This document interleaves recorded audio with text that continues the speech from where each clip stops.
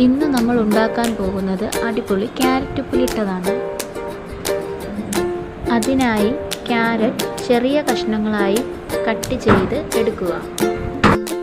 ഇനി നമുക്ക് വേണ്ടത് കുറച്ച് പച്ചമുളകാണ്.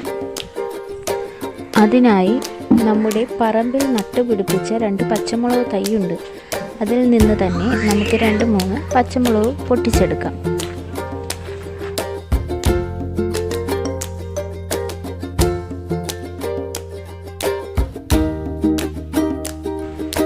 ഇനി പച്ചമുളക് ചെറുതായി കട്ട് ചെയ്തെടുക്കാം.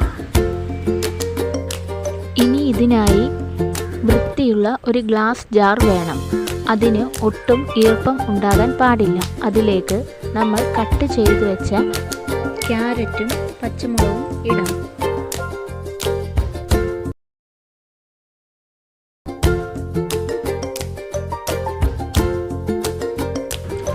അതിലേക്ക് കുറച്ച് ഉപ്പും മുങ്ങിക്കിടക്കാൻ പാകത്തിന് തിളപ്പിച്ചാറിയ വെള്ളവും ഒഴിക്കുക.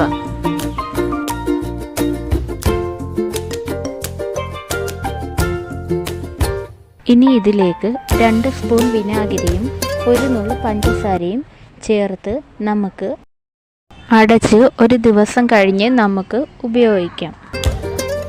ഇതുപോലെ അടിപൊളി റെസിപ്പികൾക്കായി ചാനൽ സബ്സ്ക്രൈബ് ചെയ്യാനും ബെൽ ഐക്കൺ അമർത്താനും മറക്കല്ലേ.